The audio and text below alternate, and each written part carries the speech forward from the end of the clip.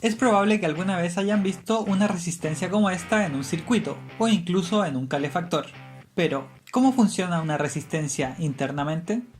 Primero debemos aclarar el concepto de electricidad y para ello vamos a usar este trozo de cable. Este cable posee electrones, los cuales son partículas subatómicas de carga negativa y que se pueden desplazar libremente. Cuando se aplica una diferencia de potencial o voltaje entre los dos extremos del cable, los electrones son obligados a desplazarse, y es ese movimiento al que se le conoce como corriente eléctrica. Sin embargo, a pesar de que los electrones se pueden mover a través del cable, no todo es tan fácil, pues hay una resistencia que se opone al flujo de los electrones. Esta es la resistencia eléctrica, y su unidad de medida es el ohm. De hecho, ya que nuestros propios cuerpos son capaces de conducir electricidad, podríamos decir que nosotros somos una resistencia, e incluso que en estos dos circuitos la resistencia es equivalente, pero claramente una de las dos opciones es más viable de implementar. Una de las principales diferencias es que cada uno posee un coeficiente de resistividad determinado por el material del cual están constituidos. De hecho, existen múltiples clasificaciones dependiendo de este coeficiente de resistividad. Si un material posee un bajo coeficiente de resistividad, se dice que este es un conductor, como por ejemplo el cobre o el oro. Por el contrario, si su coeficiente es más alto, se dice que es un material aislante, como por ejemplo el vidrio o el plástico. Pero también hay materiales con valores intermedios, y a estos se les conoce como semiconductores, los cuales en algunos casos varían su conductividad dependiendo de otros factores externos, como lo vimos en el video anterior sobre los diodos. Y finalmente, aunque son un caso extremo, también existen materiales superconductores, los cuales cuando se encuentran por debajo de una cierta temperatura disminuyen su coeficiente de resistividad drásticamente. Ahora sabemos a grandes rasgos la forma en que afecta el coeficiente de resistividad al comportamiento del material. Y si un día nos encontramos con dos cables de exactamente las mismas dimensiones, pero que están hechos de materiales distintos, como por ejemplo uno de cobre y otro de hierro, después de haber visto una tabla como esta, podríamos decir con toda seguridad que la resistencia del cable de hierro es mayor, pero no podríamos decir cuál es el valor de la resistencia de ninguno de los dos cables, pues solo esa información no es suficiente para saberlo. Centrémonos en el cable de cobre. La resistencia de este cable va a ser igual al coeficiente de resistividad multiplicado por el largo del cable y dividido por el área de su sección transversal. Vamos a hacer algunas analogías para entender más fácilmente cómo afecta cada variable. Imaginemos que este cable es una tubería, a la cual le agregamos dos estanques, uno lleno con partículas que representan a los electrones y uno vacío, para representar también la diferencia de potencial o el voltaje que se aplicará al cable. Cuando cerramos el circuito y dejamos pasar la corriente, podemos ver cómo las partículas pasan sin problemas hacia el otro estanque. Esto porque el cobre tiene un coeficiente de resistividad bastante bajo. Ahora, si cambiamos el cobre por otro material como el hierro, la tubería tendrá obstáculos en su interior. De esta manera, cuando dejamos pasar la corriente, será más difícil, pero no imposible que ésta llegue al otro extremo. Es decir, tendrá una mayor resistencia. Tener un material aislante sería como tener una tubería completamente tapada. Las siguientes dos variables son más fáciles de entender. Si tenemos una mayor distancia que recorrer en la tubería, es lógico que se requiera más tiempo y esfuerzo para llegar al otro extremo. Es decir, a mayor largo del cable, mayor es la resistencia. Por otro lado, si aumentamos el diámetro de la tubería, aun cuando el coeficiente de resistividad siga afectando en todo el volumen, van a existir más posibles caminos para que pasen los electrones. En otras palabras, a mayor área de sección transversal del cable, hay una menor resistencia al paso de la corriente. Ahora volvamos a la versión real antes de que mi computador se derrita por hacer estas simulaciones.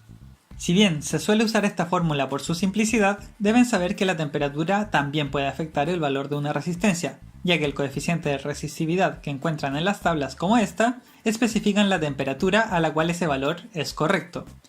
Si bien la mayoría de los metales aumenta su coeficiente de resistividad al aumentar la temperatura, esto no es cierto para todos los materiales. Es importante mencionar que en la realidad casi nunca van a tener un cable entre los dos polos de una fuente de energía, pues esto podría generar un cortocircuito, es decir, un aumento brusco en la cantidad de corriente que pasa por el conductor. This power supply can generate 20 volts 150. Y digo casi porque cuando se quiere generar calor, como por ejemplo en un calefactor, básicamente eso es lo que se hace. A este fenómeno, mediante el cual un conductor emite calor cuando pasa una corriente por él, se le conoce como efecto Joule. Y podemos calcular la energía disipada en forma de calor como la multiplicación entre el voltaje aplicado en el conductor, la intensidad de la corriente eléctrica que está pasando y el tiempo durante el cual esto ocurre. La limitante de hacer esto es que el material se podría llegar a fundir o oxidarse extremadamente rápido, dejándolo inutilizable. Es por eso que para este tipo de casos se suelen usar aleaciones como el nicrom, el cual en primer lugar tiene un punto de fusión de 1400 grados Celsius y además posee un alto coeficiente de resistividad. Esta última característica es precisamente la razón por la cual se calienta solo esa sección y no el cable que enchufamos.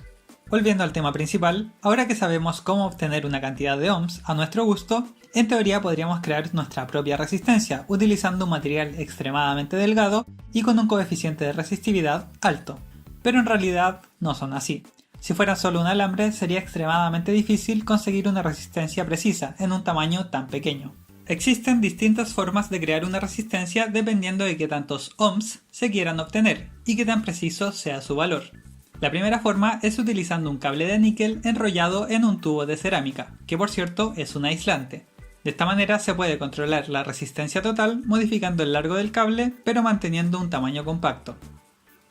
La segunda opción es utilizando un material compuesto en un volumen definido, pero que mediante la variación de los elementos que la componen se puede variar su coeficiente de resistividad y por lo tanto la resistencia del conjunto. Y la tercera opción es mediante un cilindro de cerámica recubierto por un film de carbono, el cual se corta en forma de espiral hasta obtener la resistencia deseada. En otras palabras, se va creando un cable de carbono gradualmente para aumentar la resistencia hasta el valor deseado. Como generalmente estas resistencias son tan pequeñas, sería bastante difícil imprimirles cuál es su valor. Es por eso que se inventó un código de colores, mediante el cual podemos saber su valor en ohms, aún sin números. Por ejemplo, esta es una resistencia de 200 kΩ. La forma de leer su valor es la siguiente. La primera y segunda banda corresponden a dígitos del 0 al 9.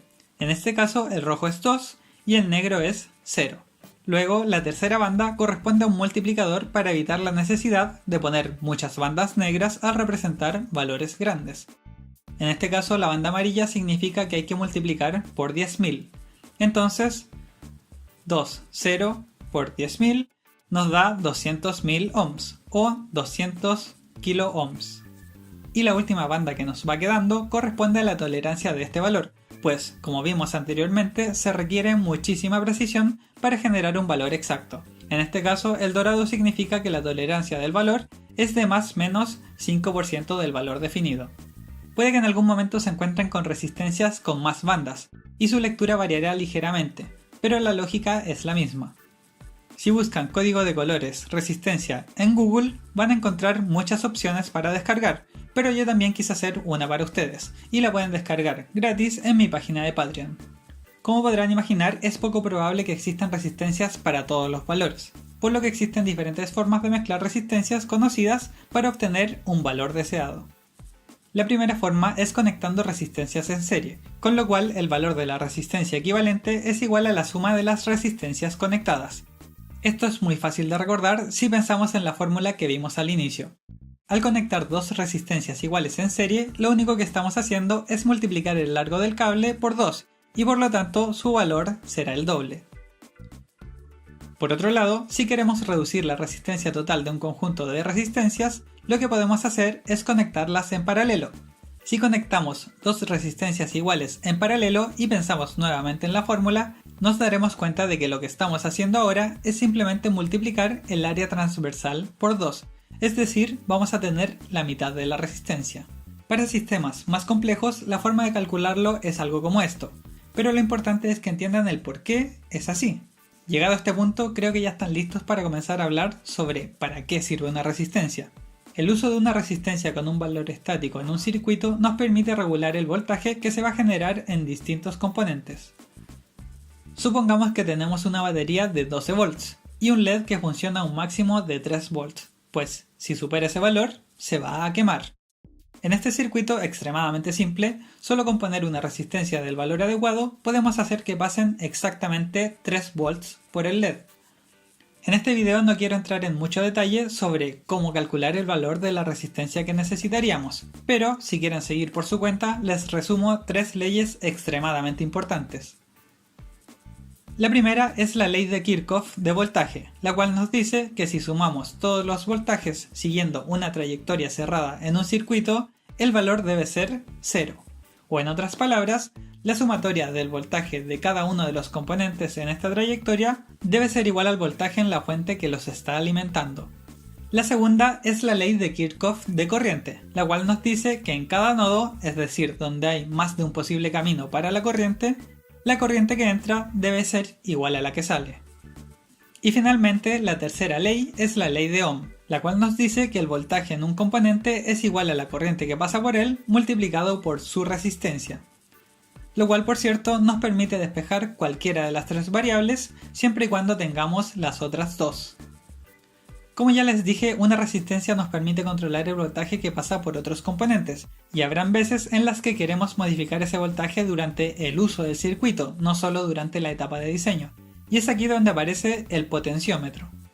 La forma en que funciona un potenciómetro es utilizando una resistencia en forma de arco, la cual al agregar un punto de contacto con otro terminal justo entre sus extremos, actúa como si hubieran 2 resistencias en serie.